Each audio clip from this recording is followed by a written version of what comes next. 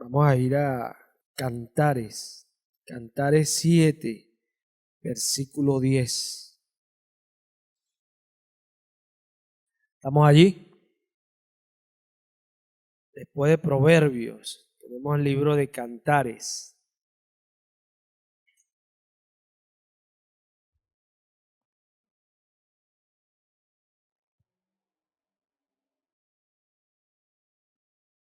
Versículo 10. Ahora sí estamos allí. En el nombre de Cristo Jesús. Yo soy de mi amado, y conmigo tiene su contentamiento. Ven, oh amado mío, salgamos al campo, moremos en las aldeas. Levantémonos de mañana a las viñas. Veamos si brotan las vides, si están en cierne, si han florecido los granados. Allí te daré mis amores. Las mandragoras han dado olor, y a nuestras puertas hay toda suerte de dulces frutas, nuevas y añejas, que para ti, oh amado mío, he guardado. Amén. Mira esto. Todos saben que Cantares es un libro que escribió Salomón y habla de la esposa y el esposo. Acá vemos en el capítulo 7, en el versículo 10, que dice: yo soy de mi amado y conmigo tiene su contentamiento. Se refiere más que todo a la iglesia. Somos de Él y Él en nosotros tiene su contentamiento. Pero ¿cómo lo tiene? Cuando nuestras obras son agradables delante de Él. Él tiene contentamiento. Dice el 11, ven, oh amado mío, salgamos al campo, moremos en las aldeas. Nota esto, salgamos al campo, moremos en las aldeas. El campo, Jesús hablando de la parábola, Él dice que el campo es el mundo. Moremos en las aldeas. Las aldeas son los lugares que han sido amurallados, son lugares habitados, amurallados, que es donde hay un conjunto de habitantes. En este caso nosotros salimos al campo a sembrar y vivimos en el lugar amurallado que está siempre a la luz de la palabra. Recordemos lo que el Señor le dice a Jeremías: si sacas lo precioso de lo vil, serás como mi boca, y te pondré a este pueblo como muro fortificado. Cuando nosotros estamos a la luz de su palabra, estamos en aldeas amuralladas. En el 12 dice, levantémonos de mañana a las viñas. Notemos que ya en el 11 dice, salgamos al campo. Pero acá en el 12 dice algo que es muy particular. Levantémonos de mañana a las viñas. Las viñas, los sembradíos de uva. Veamos si brotan las vides, las uvas, si están en ciernes, si están floreciendo. Si están floreciendo. Y esta palabra cierne también en el original habla de algo que va en proceso de gestación. Pero ¿dónde está eso? En las viñas. En las viñas. Dice, si han florecido los granados, allí te daré mis amores. Si han florecido mis granados. El granado es un árbol que se caracteriza porque crece de manera recta. El granado. Entonces allí dice la esposa al amado, si han florecido los granados, allí te daré mis amores. Veamos, en las viñas de mañana, veremos si florece. Veremos si eso que está en proceso se está gestando. Y si estamos haciéndolo de manera recta, allí te daré mis amores. Amén. Porque Él le agrada lo justo y lo recto. El Señor no busca en nosotros la perfección. Él busca hacernos perfectos, pero no busca hallar en nosotros perfección. Él busca hallar en nosotros rectitud. Que todo sea como Él le agrada. Amén. Él busca hacer en nosotros la perfección, porque si buscase hallar en nosotros perfección,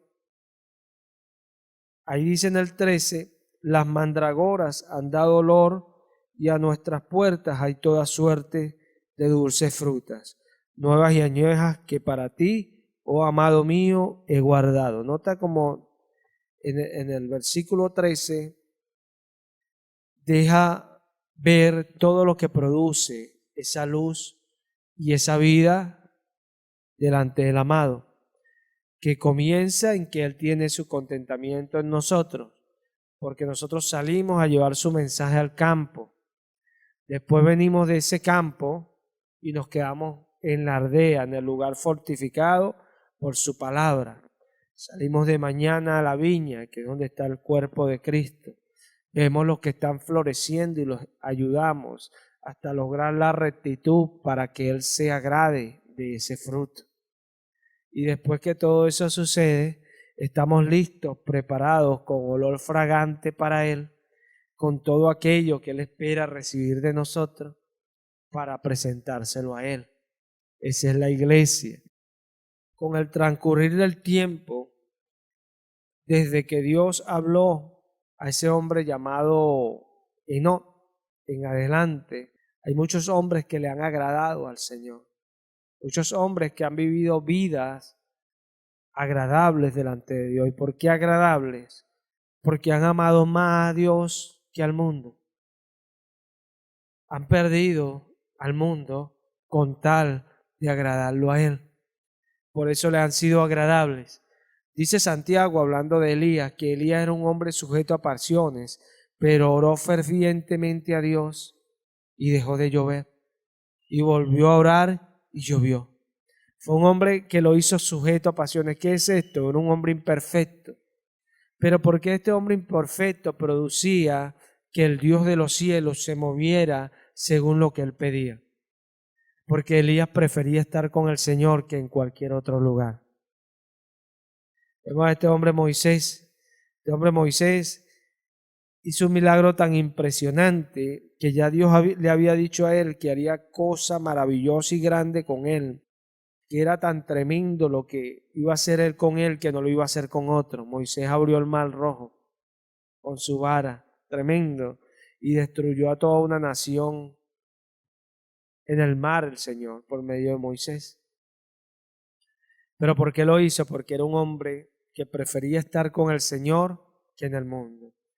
Incluso el apóstol a los hebreos nos habla de Moisés y nos dice que él prefería, antes de gozar de esos deleites temporales que le ofrecía Egipto, y antes de disfrutar de esos deleites que le ofrecía al mundo, sabemos que Egipto es símbolo del mundo en la Escritura, antes de él disfrutar de todos esos placeres que el mundo le ofrecía, y mucho más a él, que era un príncipe de Egipto, tenía a la mano todos esos placeres, él los desechó y prefirió vivir siendo vituperado por Cristo.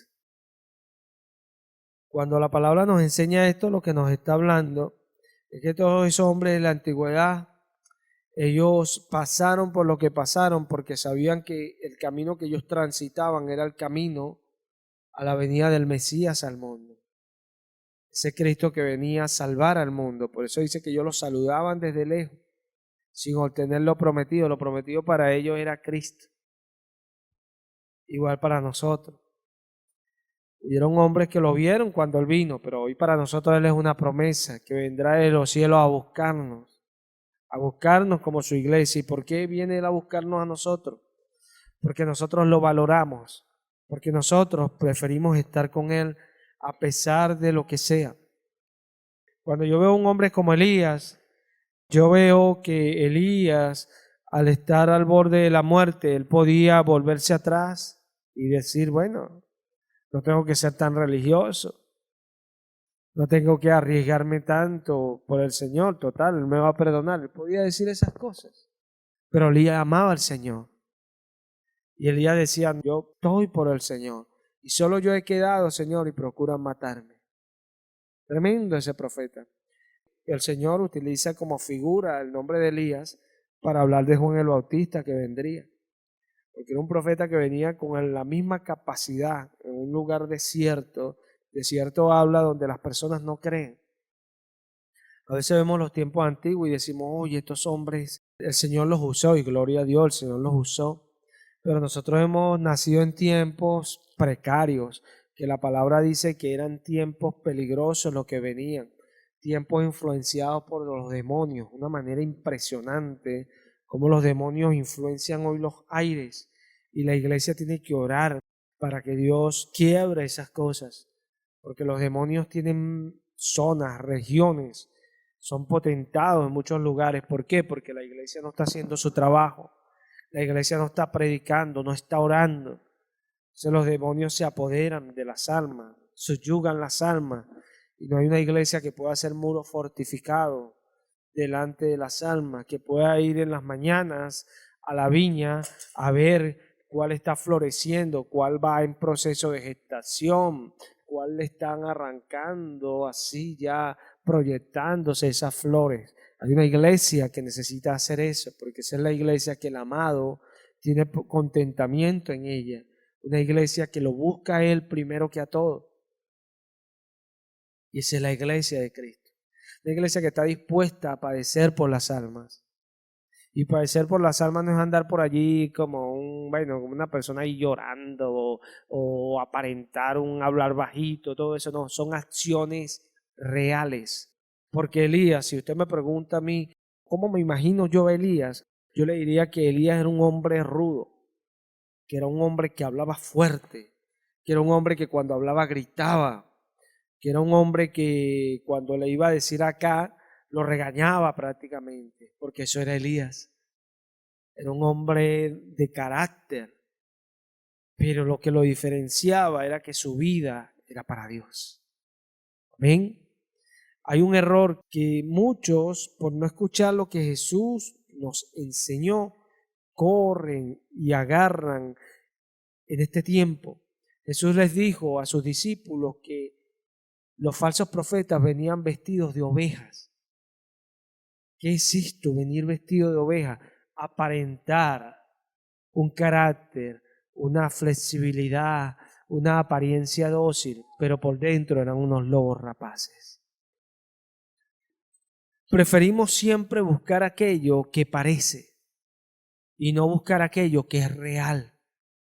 Y eso era lo que estaba diciendo el Señor, por su fruto los conoceréis, y el fruto es la realidad. Porque ahí vemos a un Elías descuartizando a 450 profetas. ¿Le parece eso a usted un acto frágil, un acto suave, de un carácter blando? Pero lo hacía porque se levantaban contra el Señor de los ejércitos. Demostraba su celo y su amor por Dios. La palabra esta es para demostrarnos que hubieron personas que fueron capaces de aborrecer este mundo por el Señor. Y ellos lo que le decían al Señor, mi amado. Es tremendo. Jesús tiene tantos nombres en la antigüedad, el deseado de las naciones. ¿Cómo deseaban al Señor estos hombres? Cuando hablaban de Él, proyectaban tanta reverencia, tanta humildad y humillación ante ese Dios glorioso, porque lo amaban, porque lo amaban. Y por eso dice el apóstol a los hebreos que Dios no se avergüenza de llamarse Dios de ellos, porque ellos dieron su vida por amor a Él. Y no es algo fácil, porque solo basta experimentar las persecuciones para darnos cuenta cuánto cuesta amar a Jesús. Si usted va a Hechos 9,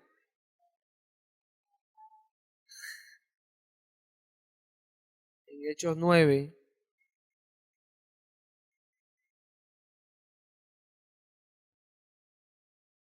mira esto,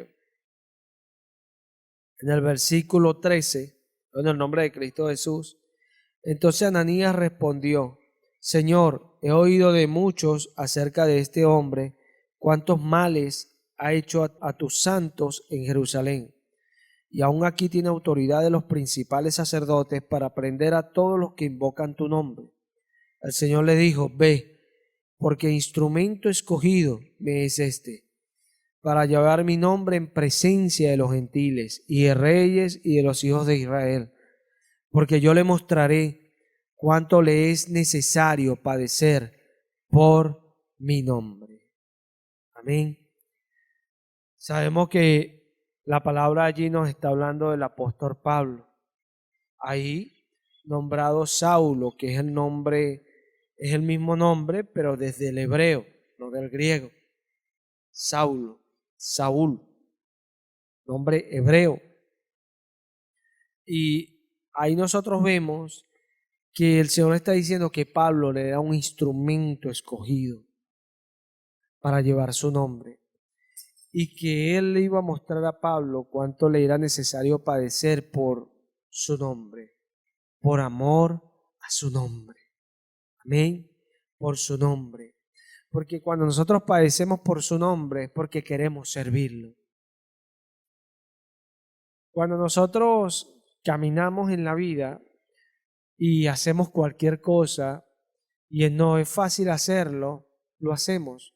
Cuando queremos hacer algo y tenemos cierto obstáculo en ese algo, nos detenemos a ver si vale la pena hacerlo o no. Así somos en el mundo. Pero cuando nosotros servimos al Señor y hacemos algo y no es fácil de hacerlo, lo hacemos. Pero cuando tenemos obstáculo en algo, no nos paramos a pensar si hemos de hacer ese algo o no. Sencillamente lo hacemos independientemente de lo que venga. ¿Por qué? Porque ese es el amor que podemos mostrar a nosotros al Señor. No podemos demostrarle el amor a Él de otra manera, sino es padeciendo. Pablo le demostró a Jesús que lo amaba padeciendo. Cuando desciende ese profeta Agabo, que le da una profecía a Pablo mostrándole, agarrando su cinto y amarrándose él mismo y diciéndole que así lo atarían en Jerusalén, todos los hermanos se levantan a agarrar a Pablo. No, no desciendas, no te pase esto. Y Pablo los reprende y le dice que qué hacían ellos quebrantándolo. ¿Qué hacen ustedes atemorizándome? Yo estoy dispuesto aún a morir por el nombre de Jesús de Nazaret. Vaya que es tremendo, hermano, escuchar esto, porque era una persona que estaba dispuesta a hacer lo que sea por Jesús. Y no quería decir que él iba a salir victorioso. A Pablo en Jerusalén, cuando llegó, lo metieron preso, lo golpearon, hicieron con él tantas cosas, pero al final Dios le dio la victoria. Al final Dios convirtió hasta reyes por medio de él. Tremendo lo que hizo el Señor con él. Porque Dios no nos promete a nosotros una victoria carnal, nos promete una victoria espiritual. Pero a veces la victoria espiritual viene padeciendo carnalmente y sufriendo afrentas. Así es que viene. Porque queremos la victoria espiritual y la queremos con una victoria carnal. A veces viene así, pero no siempre viene así. No siempre viene así. Porque Pilato se veía muy grande delante de Jesús. No me gustaría imaginarme cómo se ve Pilato hoy. No me gustaría pensar qué es de Pilato hoy. Pero se veía muy grande diciéndole a Jesús, tengo autoridad para crucificarte. Tremendo, ¿verdad? Y ahí estaba Jesús, humillado y bajo, no defendiéndose porque no quería. No lo hacía no porque no podía, porque no quería. Y ahí está la diferencia. Y este no defendiéndose no habla de que él no se defendió con palabras se defendió. Y mucho. A Pilato, por ejemplo, le dijo, tú no tuvieses poder si no te hubiese sido dado de arriba. Él con palabras se defendía. Igual los creyentes siempre se han defendido con palabras. Pero en sus acciones tienen que demostrar que Jesús está con ellos. El creyente no obra mal. No obra mal. Y esa es la diferencia del creyente. Porque ama a Jesús. Esa es la diferencia. Por eso dice ahí en Cantares, el amado tiene en mí su contentamiento. Él se contenta en mí. Y hablamos día atrás que cuando Jesús subió el bautismo, eso lo dice Mateo, se abrieron los cielos y una voz se escuchó. Este es mi Hijo amado, en el cual yo me complazco. ¿Por qué se complacía Dios en él? Porque él iba a ir a la muerte aún por hacer su voluntad. Tremendo y glorioso Jesús. Qué impresionante uno ver esas cosas. Y dice que el que cree en él tiene que andar como él anduvo. Son cosas. A los creyentes esas palabras nos llegan al corazón. ¿Sabes por qué? Porque es Jesús. Y Jesús es Jesús. No hay otra manera de compararlo. Que Él es grande, no. Jesús es Jesús. Él es. Al sea la gloria para siempre. Hay una diferencia en Él que no va jamás a tener una comparación. No hay comparación a Jesús. No la hay. No la hay. Es nuestro glorioso y precioso Salvador. Dice el apóstol Pedro, hablando de Jesús, en primera de Pedro capítulo 2, dice el apóstol Pedro de la siguiente manera. Voy a leer parte del capítulo para entender lo que Pedro decía. En el nombre de Cristo Jesús, primera de Pedro 2. Desechando pues toda malicia, todo engaño, hipocresía, envidias y todas las detracciones, desead como niños recién nacidos la leche espiritual no adulterada, para que por ella crezcáis para salvación. Crezcáis para salvación, si es que habéis probado la bondad del Señor, acercándoos a Él, piedra viva, despreciada, desechada ciertamente por los hombres, mas para Dios escogida, apartada y preciosa. Ustedes también, como piedras vivas, sed edificados como casa espiritual y sacerdocio santo, para ofrecer sacrificios espirituales aceptables a Dios por medio de Jesucristo.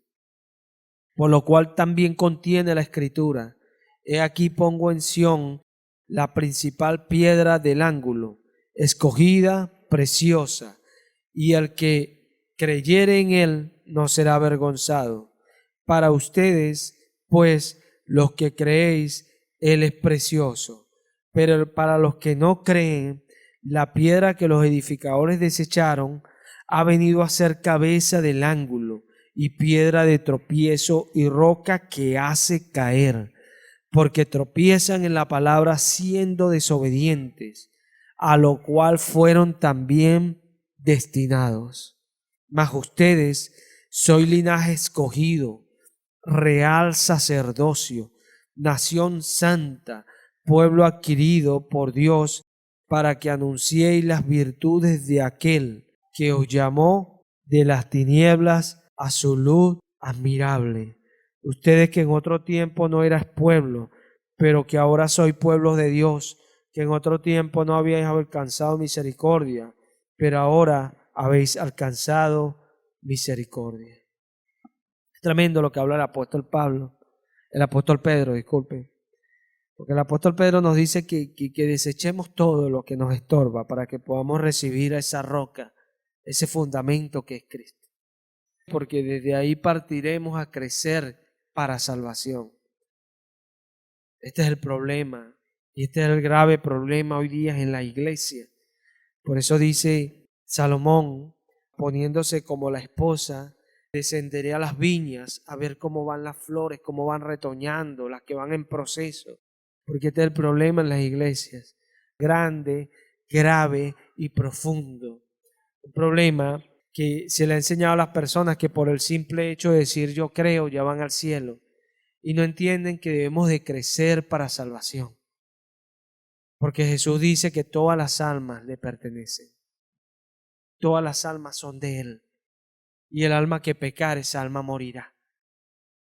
Y es algo que el creyente tiene que tener en su corazón. Necesitamos ese fundamento que es Cristo. Pedro dice que para los que creemos, Él es precioso. Cuando algo es precioso para usted, usted puede pasar lo que sea, pero eso usted va a soportar por eso, porque es precioso. Cuando algo es precioso, usted lo tiene apartado de todo lo demás. Dice Jesús en parábola que el reino de los cielos es semejante a un mercader que compró varias piedras, pero encontró una que era tan especial para él que agarró y vendió todo para adquirir esa. Él cuando vio esa piedra, quizás una vidriera, dijo, esta la quiero porque es bella. Ese es el reino de los cielos, dice Jesús, algo precioso para nosotros. Por eso estamos dispuestos a pasar cualquier cosa por el reino de los cielos. Porque sabemos que es nuestra esperanza, sabemos que es nuestra oportunidad, porque eso es algo distinto que tiene el creyente. La diferencia que hay en el creyente es que el creyente puede ver más allá de lo que sus ojos le permiten.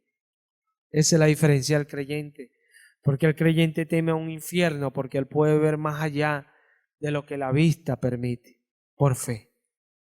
Puede leer estas palabras y experimentar por fe lo que va a venir después, porque Dios lo ha dicho, que fue el que creó todas las cosas que los ojos nos permiten ver. Porque dice el apóstol a los hebreos que por la fe entendemos haber sido constituido el universo por la palabra de Dios, de manera que esa palabra que se expresaba allí y no se veía, porque solo se escuchaba, hizo la humanidad. O sea, lo que no se ve hizo esto que ahora vemos. Y por la fe lo entendemos. No lo entendemos por nuestra mente, lo entendemos por la fe. Esa es la habilidad que tiene el creyente. El creyente también tiene la habilidad de esperar con seguridad y convicción algo que no ve, porque lo cree. Es capaz de sufrir por eso, porque lo cree, porque cree que es así. Porque yo me imagino a Abraham, que es nuestro padre en fe. Abraham en esos 25 años no veía nada que le diera una esperanza de que podía tener un hijo. Impresionante lo que pasó a Abraham. Pero él allí permaneció. ¿Por qué? Porque su confianza no se fundaba en lo que veía. Imagínese la condición de Abraham. Abraham tenía una esposa que era estéril. Él la amaba y quería serle fiel a ella, y él quería a sus hijos con esa esposa. Cuando él accede a tenerlo con Agar es porque Sara se lo pidió. Y él entendía la tradición que había, que todos los hijos que nacieran en la casa eran del señor y de la señora, que era Sara. Y si ella daba a luz siendo su esclava en sus piernas, el hijo era como que Sara lo hubiese dado a luz. Claro, no era la promesa de Dios, pero así lo entendió Abraham. Pero lo que vemos en Abraham es que Abraham esperaba cosas que no veía y lo esperó con paciencia. Eso es el creyente. Y por eso es llamado hijo de Dios. Abraham, por su actitud, predicó Jesús que él fue llamado amigo de Dios. Mi amigo Abraham, dijo Dios. Qué tremendo. Qué tremendo que Dios diga eso de uno de nosotros. Mi amigo. Qué impresionante. Escuchar al Dios de los cielos decir eso de alguien. Lo dijo de Abraham, no de otro, de Abraham. ¿Y sabes por qué? Porque Abraham le creyó. ¿Sabes qué hizo Elías? Creerle. Cuando Elías oró, imagínate lo que está diciendo Santiago, era un hombre sujeto a pasiones. A Elías no lo detuvo el que él se equivocaba. A Elías no lo detuvo el que él actuó mal de repente, el que se burló de los profetas. Él no lo detuvo nada de eso al orar. Era un hombre que cuando oraba lo hacía con fe, sabiendo que su confianza en Dios no dependía de lo que él hacía, dependía de su fe, porque no es por obra, es por fe. Amén. Y eso lo entiende el creyente. No es por mi obrar, porque si no Dios nunca me escucharía. Es por mi creer en Él. Si es por tu obrar, nunca Dios te va a escuchar. Y por eso Dios no escucha a algunos, porque cuando le oran según lo que hacen. Ay, voy a orarle a Dios porque yo en estos días he hecho cosas buenas. Voy a ir a orarle a Dios porque yo creo en Él. Yo creo que Él me justifica. Yo creo que Él es mi abogado. Yo creo que Él murió y dio su vida por mí. Por eso voy a orarle a Él. Y es la diferencia. Es mi fe que me hace entrar a la presencia de Dios. Y es la que me da la confianza de que Él va a hacer lo que Él dijo. Porque nada es imposible para Dios. Nada. A veces le ponemos a Dios circunstancias. No hay circunstancias para Dios. No hay nada que Dios no pueda hacer. Incluso cuando usted ve la historia de Abraham y ve que Dios se acerca y fue por 3 ángeles que acercó Dios a Abraham. Nos dice el libro de Génesis que Dios se acercó cuando iba al calor del día y vinieron los ángeles y le dijo a Abraham, mira, por este mismo tiempo vendré. Cuando nacen los niños, el tiempo que duran en dar a luz, yo vendré y Sara tendrá un hijo. O sea, Abraham en ese tiempo, si nos ponemos a imaginarnos cómo estaba Abraham, era un hombre que tenía 100 años, hermano. Sara era una vieja. Ya le había cesado la costumbre. Un ser humano, en este caso la mujer, cuando le cesa la costumbre, no puede dar a luz. La señal de que una mujer está en estado es que la costumbre se detiene. ¿Se ve? Y esto es lo más tremendo, que Dios aparece, es allí. Cuando Abraham no tenía ni siquiera fuerzas para hacer lo que Dios había dicho. Imagínese uno tratando de llenar la iglesia y Dios esperando hasta que uno agota sus fuerzas. Amén. Y uno le dice, hazlo tú, porque yo no puedo. Y ese es el Dios de los cielos. Pero ¿por quién Él obra? Por el que le cree. Al que le cree, Él le dice, has creído, recibe porque has creído. Y esa es la diferencia. Has creído, has ido cuando otros no quisieron ir. Tú has servido cuando otros no sirvieron. Tú me has alabado cuando otros no me alabaron. Mientras tú te esforzabas, otros no quisieron. Mientras tú estabas delante de mí, otros preferían estar delante del mundo. Por eso recibe. Ese es el Dios de los cielos. Y Abraham recibió la promesa. Porque a él Dios le dijo, sal de tu tierra y de tu parentela. Ilustremos eso para que veamos el contentamiento del amado en Abraham. Abraham salió de su tierra y de su parentela, lo dejó todo. Primero dejó su comodidad. Abraham tenía una comodidad ya hecha en su tierra y con su familia. Salir de allí en los tiempos de Abraham no era cualquier cosa. Hoy día fuese más fácil. Uno le diría al Señor, bueno, allá me esperan con un trabajo, allá, bueno, tú vas a hacer la obra. Pero en tiempo de Abraham no era lo mismo. Abraham descendía a Egipto y tú crees que Abraham en el camino iba a conseguir familiares. O como uno en este tiempo, llamaba por teléfono, envíame que necesito dinero. Abraham no podía hacer nada de eso.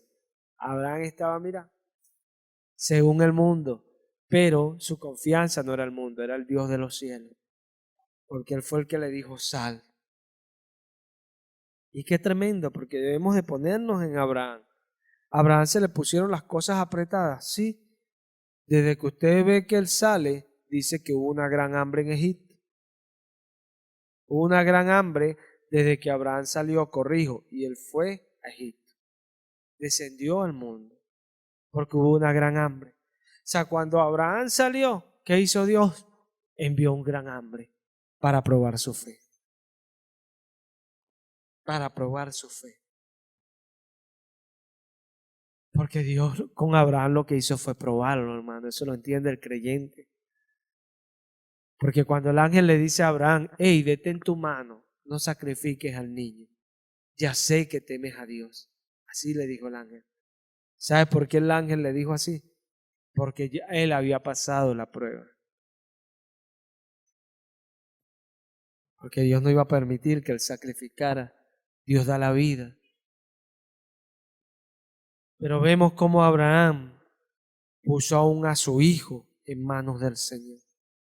Porque era tanta su fe, tanta, que dice el apóstol a los hebreos que él sabía que Dios era poderoso para devolvérselo aún de la muerte.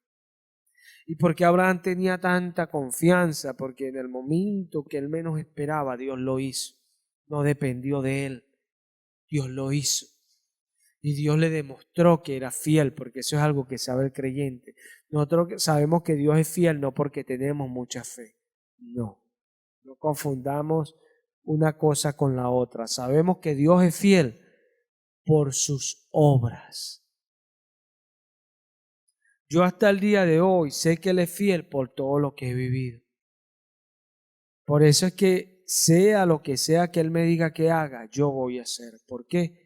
Porque sé que Él es fiel y estaré bien. Esa es la diferencia.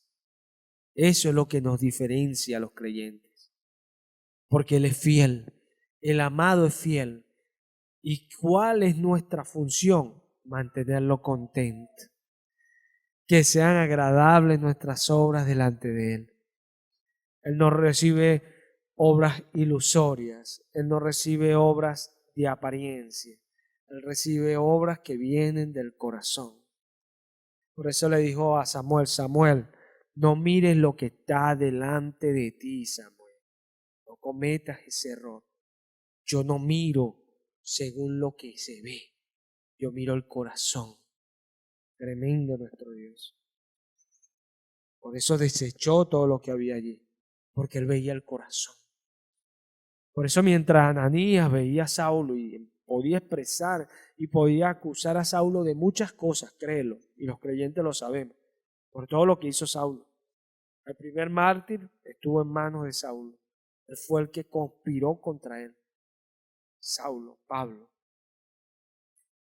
Pero Dios no vio esas acusaciones ni aún lo que él cometió. Dios vio su corazón. Y él dijo, instrumento escogido me es ese. Jesús sabía que él lo amaba, aunque lo amaba en ese momento de una manera incorrecta. Jesús sabía que él iba a ir por él a donde él quisiera. Porque su confianza en él era tal que él estaba dispuesto a ir. Y eso es lo que debemos de preguntarnos. ¿Cómo vemos hoy nosotros al amado? ¿Estamos dispuestos a ir al campo? Y cuando vayamos al campo no vamos a mantenernos en el campo por lo que veamos, sino por nuestra fe. Porque esa es la diferencia del creyente. Porque si Rahab hubiese visto un ejército que la apoyaba cuando entregó a los espías, o un Dios que abrió la ventana desde el cielo, ya no era fe. Porque dice Pablo que el que ve lo que espera, ¿para qué lo espera? Porque lo está viendo. O sea, eso no es fe. Rahab obró, y Rahab obró por fe. Porque ella creyó que era el Señor el que venía con ese pueblo.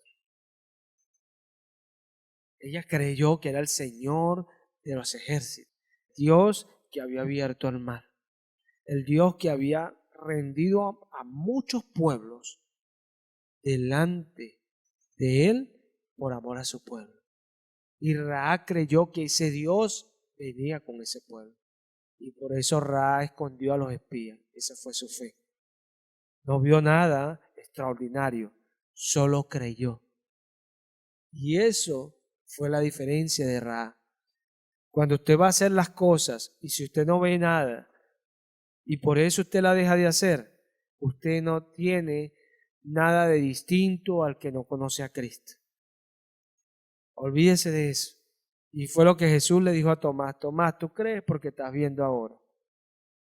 Bienaventurados los que creen sin ver, en pocas palabras, no eres bienaventurado, Tomás. Creíste porque viste, no creíste cuando no me viste. Y esa es la diferencia. Eso es lo que nos hace distintos. Y es lo que agrada al Señor. Porque el amado se contenta en nuestra fe. Porque dice que el que se acerca a Dios tiene que saber que Él está allí y que lo va a bendecir por haberlo buscado.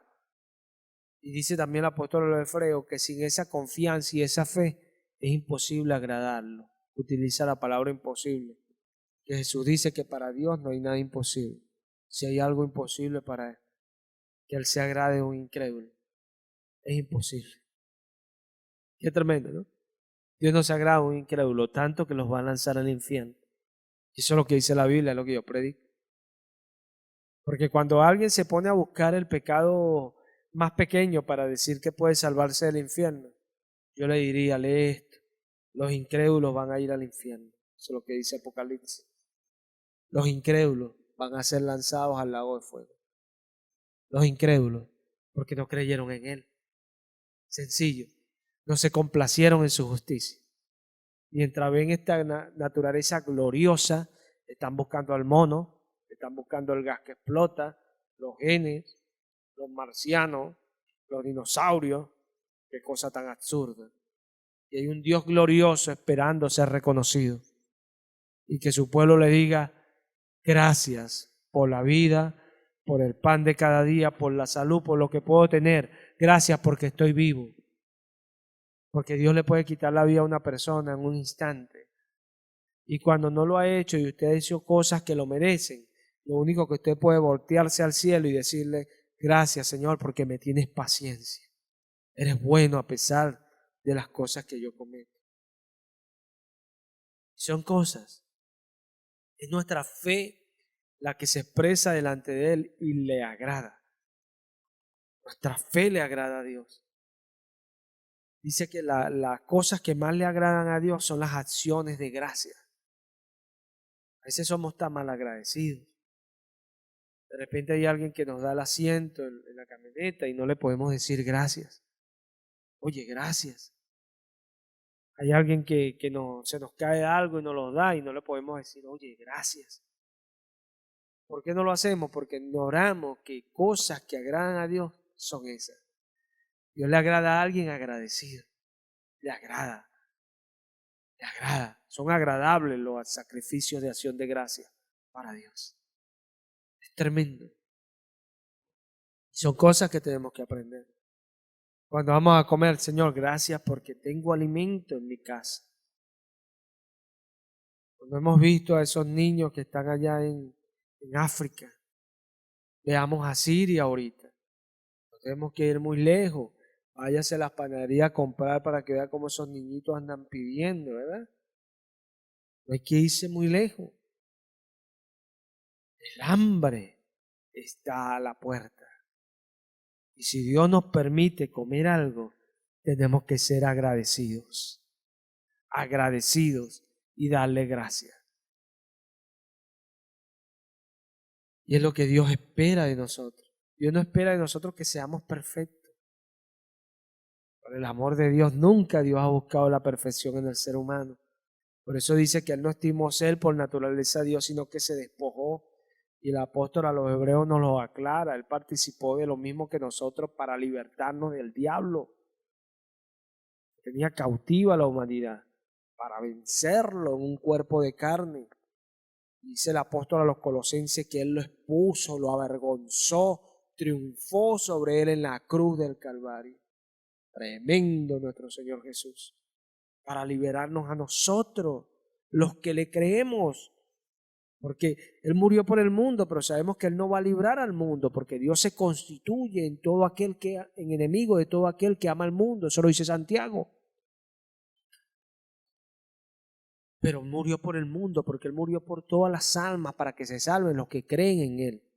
Y eso está en el mismo capítulo 3 de Juan. No podemos leer el 3:16 solamente, hay que continuar un poquito más adelante para leer lo que Jesús está tratando de decir. Dios entregó a su Hijo por amor al mundo, pero se salvarán los que creen en Él. Y los que no creen ya han sido condenados, dice Jesús. Dice el apóstol Pedro que han sido destinados a ser desobedientes a la palabra, porque tropiezan con esa roca que es Cristo, que para nosotros los creyentes es precioso. Es precioso. ¿Sabes cuántas veces uno tiene que tragarse el orgullo por obedecer a Cristo? ¿Cuántas veces uno tiene que sufrir por obedecer a Cristo. ¿Y por qué uno lo hace? Porque Él es precioso. Porque Él es precioso. ¿Y quién hace eso? Nuestra fe. Porque búscalo, no lo vemos. ¿A dónde irás para verlo? Dobla tus rodillas y cierra los ojos. La fe te conecta con Él. No lo puedes mirar. Por eso vemos esos falsos profetas contando, unos aquí que han bajado como 10 veces al infierno. ¿Por qué no se quedan de una vez allá abajo? Porque Dios tiene misericordia de ellos todavía. Pues se la pasan viajando para el infierno, como que les gusta. Y los ilusos todavía siguen creyendo. Qué tremendo. Mas nosotros por nuestra fe estamos en pie. Por nuestra fe y nuestra confianza, lo que trae la presencia del Señor, lo que trae las obras del Señor en medio de esta humanidad que tanto las necesita. Porque cuando salimos vemos cuánta necesidad hay de Dios. Cuando vemos a los jóvenes, a la juventud de este tiempo hablando, decimos cuánta necesidad hay de Dios. Cuando vemos a los muchachos jóvenes ya por allí con una pistola, ya uno sabe por experiencia el fin que les espera, uno le da tristeza en el corazón. ¿Por qué? Porque ellos no entienden eso, cuánta necesidad tienen del amor de Dios. Y cuando vemos personas que aún se alegran, déjalo. Cuánta necesidad hay de Dios. El egoísmo y la maldad está arropando la humanidad. Lo que Pablo le dijo a Timoteo está en medio de nosotros. Tiempo de aires endemoniados están en medio de la humanidad. Pero la iglesia le dice a su amado, en mí tienes tu contentamiento. Porque el amado viene por su iglesia, ¿sabían? Él viene por su iglesia. Por aquella iglesia que primero, número uno, le espera. Le espera. Número dos, quiere ser hallada haciendo lo que Él le agrada. Número tres, por mucho y mucho que tenga que pasar, no va a dejar de esperarle ni de hacer lo que Él quiere que se haga. Esa es la iglesia de Cristo, la que el amado viene a buscar. Porque si Cristo va a descender del cielo, es por su iglesia. Eso fue lo que los ángeles le dijeron a los discípulos, reprendiéndolo le dijeron, ¿qué hacéis ustedes mirando hacia el cielo? Este mismo Jesús que fue recogido de ustedes y llevado al cielo, así mismo vendrá en una nube a buscar a su iglesia, su pueblo que le espera, su pueblo que no deja que la palabra se ahogue con el mundo, con las cosas del mundo, con las cosas que pasan. Hay personas que tanto están preocupados por las cosas del mundo que no saben que su amor se enfrió. Y si viene Cristo, es triste lo que le espera. Triste, porque no entienden que no consiste la vida en lo que tenemos. Usted puede vivir allá y pensar que tiene donde vivir, pero la vida no consiste en eso y lo enseñó fue Jesús. Tú puedes tener donde acostarte, con qué comer y de repente algunos lujos, pero Jesús dice que la vida no consiste en eso. No consiste. La vida en qué consiste, dice Pablo, que el reino de los cielos, justicia, paz y gozo en el Espíritu Santo. En eso consiste la vida del ser humano.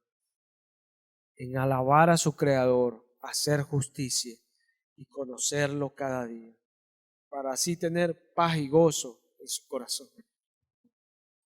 Esa es la vida del ser humano. Eso es lo que Dios quiere ver en el ser humano. Porque el Señor dice del cielo que Él no quiere que ninguna alma perezca, Qué bueno, ¿verdad? Escuchar eso de Dios. Pero falta un pedazo. Sino que todas procedan al arrepentimiento. Sino que todas cambien de actitud. Arrepentirse es un cambio de actitud en la persona. Por eso vemos muchas personas a veces en la iglesia, pero nunca se arrepintieron. Vemos esas personas del evangelio cambia. Ustedes lo ven haciéndose cosas, traspasándose, y unas cosas que practican. Y usted dice, el evangelio cambia, pero ellos no los cambia. No los cambia. ¿Sí? Pero ¿qué en realidad es lo que vemos ahí? Que ellos nunca cambiaron la actitud, sino que ahora ellos antes hacían las cosas diciendo que no eran cristianos y ahora hacen esas mismas cosas diciendo que son cristianos. Pero en ellos no hay un cambio de actitud. El cambio de actitud te libera y el cambio de actitud hace que el Espíritu Santo se regocije en ti y que veas cosas espirituales. Porque ¿sabes por qué yo hoy día predico todavía la palabra? Porque el día que yo creí a Jesús, sentí algo muy especial en mi vida. Porque creí de veras. Y al poco tiempo empecé a sentir cosas espirituales que hasta el día de hoy las recuerdo como que si hubiese sido ayer. Y nunca, eso nunca me lo robará nadie, porque me lo dio Él. Porque Jesús es real. Él es real para aquel que cree en Él, porque Él es amado. Y si Él es el amado, Él ama a su iglesia. Nota lo que Él le dice a la Virgen en Mateo 25. Mateo 25 vemos la parábola de las vírgenes. Ahí vemos una respuesta del Señor.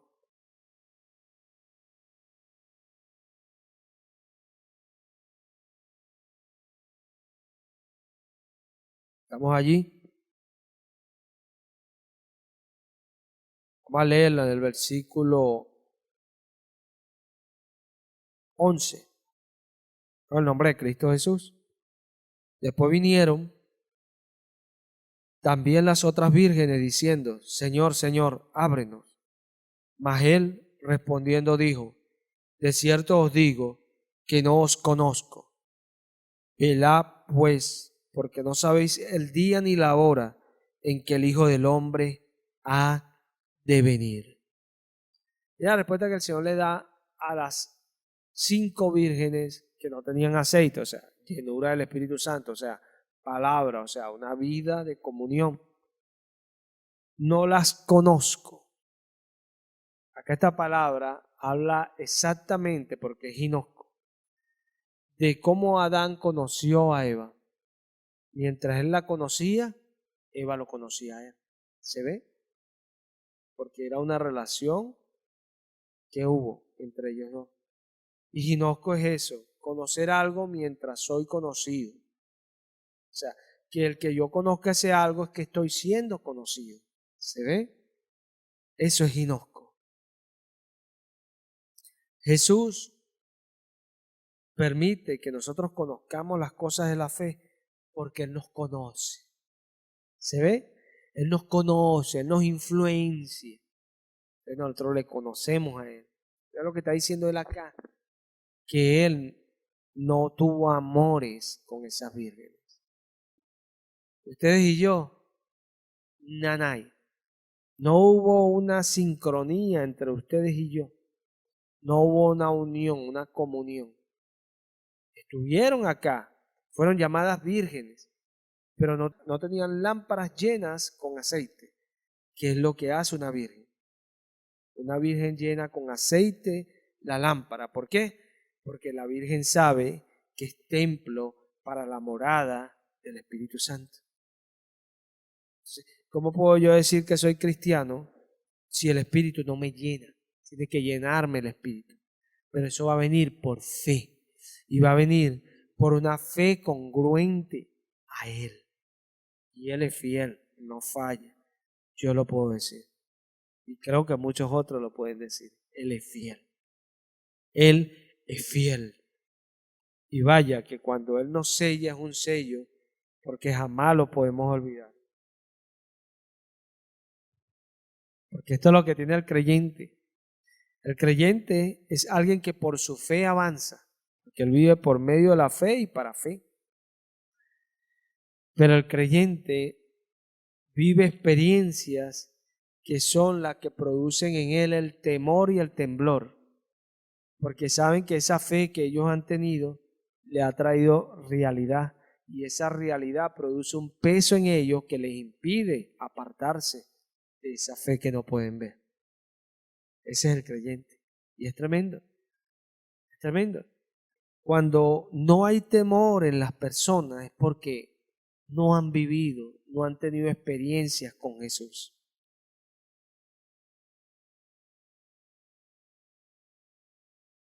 La fe produce una realidad.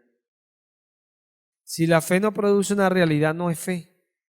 Y eso lo dijo Santiago, la fe sin obra está muerta. Ella produce una realidad. Una realidad. Si no la produce es porque eso es una fe falsa. No es genuina. Ella trae una realidad. Porque ella obra. ¿Se ve? Ella obra, trae algo que es real que otros lo pueden mirar. Por eso es fe. Por eso es fe. Bernabé tuvo fe y mira lo que hizo. Ananías y Zafira, como eran incrédulos, mira lo que hicieron. Uno trajo una realidad y el otro aparentó para ver si obtenía lo mismo que obtuvo Bernabé con su realidad. Tenemos que ser congruentes y saber que el amado quiere agradarse con nosotros. Yo lo decía días atrás, tú no puedes obrar para el Señor, tienes que creer para que la obra venga. Tienes que creer. Jesús le dijo a un hombre, ¿crees? Si crees, todo es posible. Tremendo lo que el Señor le dice. ¿Crees? Si crees, todo es posible. Por eso dice Pablo a los romanos que la fe viene por el oír y el oír la palabra de Dios. Estas palabras que tú escuchas ahorita, Jesús te pregunta, ¿crees? Si crees, puedes ir al cielo. Si tú crees, puedes tener salvación y puedo cambiar tu vida. Y qué tremendo, porque lo más grande que uno ve en Jesús es que Él puede cambiar la vida de uno. Y eso es lo más grande que sucede en nuestra vida, que nacemos de nuevo, ¿cierto? Qué milagro tan extraordinario produce Jesús en nuestra vida. Nos hace nuevas criaturas. Qué impresionante el Señor. Y eso se produce por la fe. Eso no se produce porque, ay, yo me esfuerzo mucho. No, por la fe. Por la fe. Cuando eres creyente, Dios te arropa. Cuando no eres creyente, eres un religioso. Cuando eres creyente, Jesús camina contigo. Cuando no eres creyente, eres un religioso. Y ahí está la diferencia. Y siempre va a estar ahí. Por eso vemos cristianos que los frutos que dice Marcos se ven en ellos y otros que jamás tienen esos frutos. Pero, ¿qué hizo la diferencia? La fe y la falta de esa fe.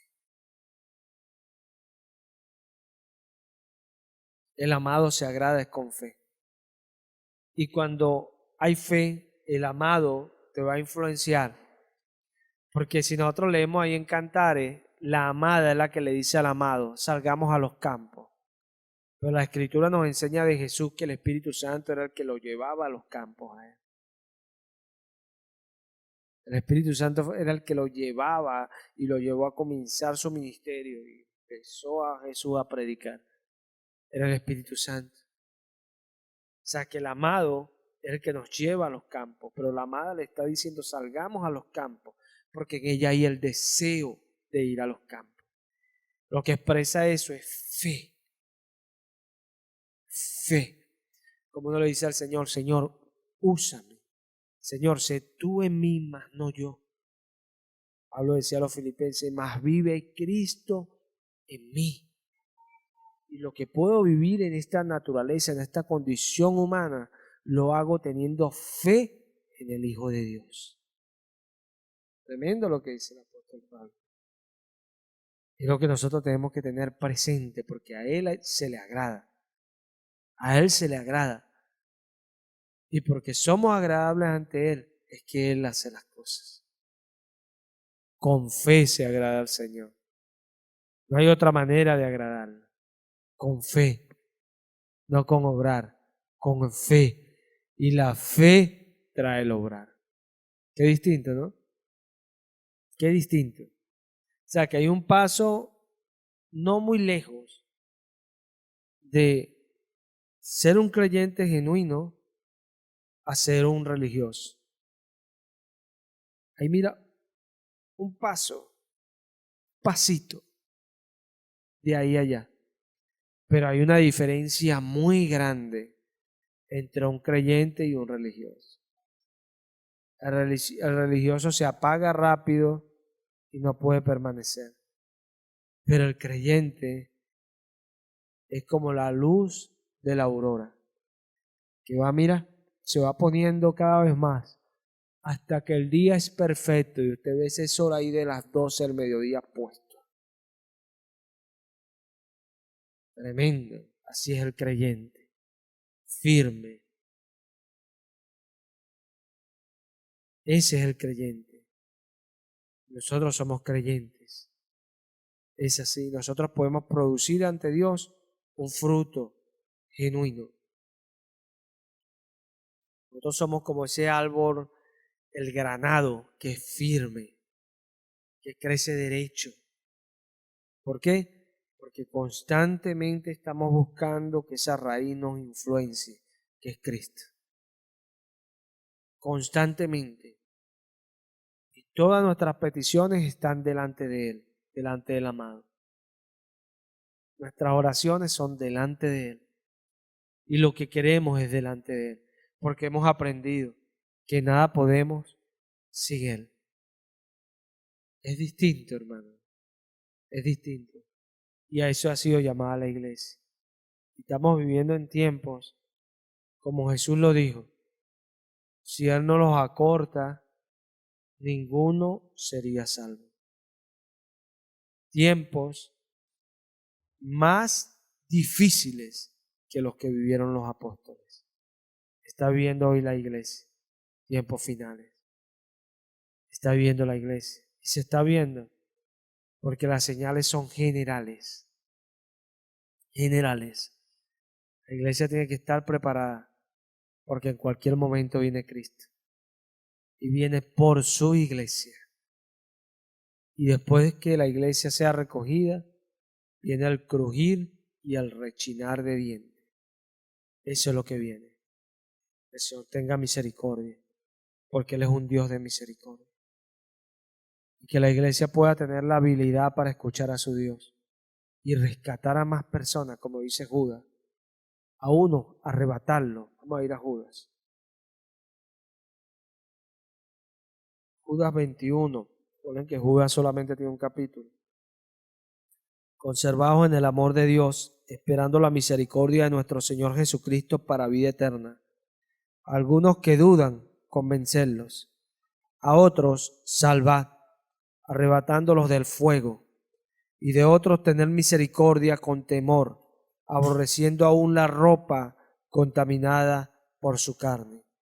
Y a aquel que es poderoso para guardaros sin caída y presentaros sin mancha delante de su gloria con gran alegría, al único y sabio Dios, nuestro Salvador, sea gloria y majestad, imperio y potencia, ahora y por todos los siglos. Amén. Tremendo lo que dice Judas. A unos que dudan, convéncele, convéncele. Sigue hablando y convence, convence, habla, convence, porque Dios toca los corazones.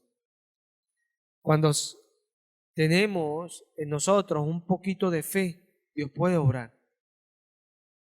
Porque los discípulos le dijeron a Jesús, Señor, aumenta nuestra fe. Y Jesús le dijo, si tienes un poquito, si tienes fe como un grano de mostaza, tú puedes hacer cosas grandes, como decirle a este monte que se mueva aquí para allá. Si tú tienes, aunque sea un poquito de fe para hablarle a esa persona que se te sentó al lado, a aquel que te conseguiste allá, o a aquel que está resistiendo, a aquel que está dudando, Dios puede hacer la obra. Y puede salvar a un alma convenciéndolo. Y puede salvar a otro arrebatándolo del fuego. Del fuego. ¿Qué está diciendo? Salvándolos del infierno, hermano. Salvándolos del infierno. Porque te vas a poner tú a pelear con otro que diga que Dios no existe. Trata de convencerlo y si no puedes ya no depende de ti. Te vas a poner a pelear con uno que te está diciendo que estás loco. Trata de convencerlo. ¿Cómo? Resistiéndolo. Resistiéndolo. Mostrándole tu fe. No tú hablar pasito porque eso no sirve de nada. Mostrándole tu fe. Y que tú siempre vas a obrar como a Dios le agrada. Que nosotros resistimos, pero siempre vamos a hacer la voluntad de Dios. ¿Y sabes qué? A la final siempre vamos a tener la victoria. ¿Y sabes por qué? Porque el que va con nosotros es un poderoso gigante. Y esa es la diferencia. Lo sabemos y estamos seguros. Eso es lo que nos diferencia. Si Faraón hubiese entendido esto, no se hubiese levantado. Él no lo entendió. Y cuando no lo entendió, tuvo el gran error de decirle a Moisés, ¿quién es el Señor? No me importa. Yo no sé quién es el Señor, ni tampoco dejaré ir a Israel. No, Señor. Y se metió en problemas. Porque ¿qué hizo Dios? Dios no lo convenció. Endureció el corazón para que no creyera. Y eso es lo que está diciendo Pedro. Siendo desobediente a la palabra, a lo cual fueron destinados. ¿Quién los destinó? ¿Quién nos destinó a nosotros para vida eterna? ¿No fue Jesús? ¿Quién los destinó a ellos para condenación eterna? ¿El diablo? No, el único que destina es Jesús, porque conoce los corazones y sabe que siempre lo ibas a resistir y sabe que nunca ibas a creer en Él y sabe que nunca lo ibas a obedecer. Él lo sabe. Pero cuando lo amas, Él sabe que tú lo ibas a amar. Él sabe que tú lo ibas a obedecer. Él sabe que tú ibas a creer en Él. Por eso es que vemos a un Pablo, porque Pablo hacía cosas desagradables delante de Dios. Pero Dios sabía que Él se iba a arrepentir y lo iba a obedecer. Y es más, Dios sabía algo más grande, que Él era un instrumento poderoso en sus manos. Nosotros no sabemos eso. Solo Jesús sabe esas cosas, las unas y las otras. Entonces, como no lo sabemos, tenemos que buscar de convencer. Tenemos que resistir, pero firmes en la palabra. Como el árbol granado, recto, allí, como el justo, conforme a la regla. Resistir y arrebatar a algunos del fuego. ¿Cómo? Resistiendo. Porque se hace de esa manera, hermano. Porque un hombre llamado Abimelech, y él no entendió quién era el que estaba allí delante de él. Iba a agarrar a su mujer. Y entendió porque alguien lo convenció, un hombre, ¿no? Dios mismo le apareció en sueño y le dijo, cuidado con lo que vas a hacer. Y es tremendo, porque tenemos un Dios que hace como quiere. ¿Se ve? Como quiere. Y son cosas que tenemos que ir aprendiendo. Los creyentes procuramos serle agradables a Él, a Jesús. Serle agradable. Serle agradable. Levántate a las 4 a orar. ¿Cuántos están orando a las 4? Levántate a las 4 a orar y ora al Señor. Ora al Señor, sé más ferviente orando, pídele fuerza para el sueño. Y ora a tu Dios que puede hacer las cosas y puede glorificarse en cualquier momento, en cualquier vida. El milagro más grande es cuando un alma se convierte, porque dice que en el cielo hay más regocijo por un alma que se convierte que por 99 que ya están en la iglesia. ¿Se ve? Dios se agrada más cuando uno se convierte que cuando ve a todos los demás en la iglesia. No es que Él no se agrade con los que están en la iglesia, porque dice el Señor que cuando se va el hijo, el otro viene y se molesta porque él hizo fiesta cuando llegó su hijo. Pero la respuesta del padre de familia a su hijo fue: tú siempre estás conmigo y mis cosas son tus cosas. Amén. Eso lo entiende el creyente. Eso lo entendemos como creyentes. Dios se agrada cuando ese pecador que está afuera, el que no le quiere escuchar, el que se ha desviado, el que se ha apartado, el que no quiere conocerle, el que lo resiste, abre sus ojos y lo reconoce. Dios se agrada y se goza en el cielo. Cuanto más nosotros que le servimos a Él. No nos vamos a agradar de ver al Señor gozándose y regocijándose. Por eso procuramos serle agradable, convenciendo, arrebatando. Pero eso solo lo vamos a hacer en la palabra, no con una apariencia. Porque dice Jeremías que los falsos profetas, hablándole lisonja a las personas. ¿Y qué es lisonja? Ay, bueno, no importa, Señor, un día. No, Señor. Lo que hicieron fue desviar a su pueblo e impulsarlos más a que fueran llevados cautivos. Si ellos le hubiesen declarado su pecado, dice Dios, que hubiesen impedido el cautiverio de ese pueblo. ¿Por qué dice Dios esto? Porque cuando tú le dices a alguien su pecado, lo que hace es molestarse. Porque Dios dice que el que convence es Él, el que toca los corazones es Él y el que abate es Él.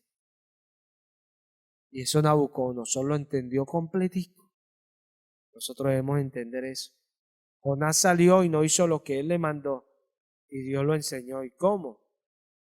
Poniéndole la mano y vaya que le dolió. Estuvo al borde de la muerte Jonás.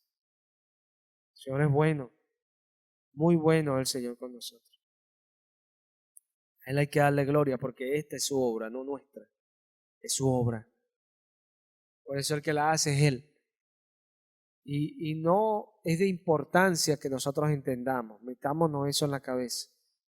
No es de importancia que tú entiendas cómo van a hacer las cosas, cómo están sucediendo. Eso no importa. Pero créelo que sí es muy importante cuánto le crees tú a Él. ¿Cuánto le crees? Porque Abraham empezó a interceder por Sodoma y Gomorra. Y todos sabemos por qué Abraham intercedió por Sodoma y Gomorra, porque tenía a su sobrino allí. Esa fue la razón de más peso. Y por eso fue tratando de llevar al Señor a lo más mínimo. No fue descarado para decirle, si uno solo estuviera. No fue descarado porque todavía él pensó que había gente que quería servir a Dios allí. Y Dios destruyó a Sodoma y Gomorra. Pero Abraham no entendió que Dios no era injusto. Y sacó a Lot antes de hacerlo. Ese es nuestro Dios al que servimos. Es un Dios justo. Amén. Justo, justo es el Señor. Pero Abraham tuvo que aprender así. Nosotros también aprendemos así. Abraham no entendía. No esperemos nosotros entender, porque es por fe. Y el justo vivirá por fe. ¿Quiere que te lo diga de otra manera? El justo vivirá sin entender lo que ha de ser. Sin saber lo que va a pasar. Sin saber cómo va a ser. Pero estando seguro de que siempre va a estar bien. Así vivirá el justo. Y Dios se agradará de que él viva así. Es tremendo porque el Señor dice que si retrocediere no agradará a mi alma. Amén. O sea que si permaneciere firme, pudiésemos decir que el Señor dice, Mi alma tiene contentamiento en Él. Amén. Porque dice que sin fe es imposible agradar a Dios. Pudiésemos decir, con fe le somos agradables. Amén. Y vaya que Jesús lo demostró. No ha hallado tanta fe en Israel como el de este hombre. Mira esta mujer, grande es tu fe, mujer. Hágase como tú quieres. Respuesta rápida al Señor. Rápida. Pero a los incrédulos, ¿hasta cuándo los he de soportar? Es tremendo el Señor. Se agrada en la fe. Queremos contentar al amado, tengamos fe. Vamos a darle gracias.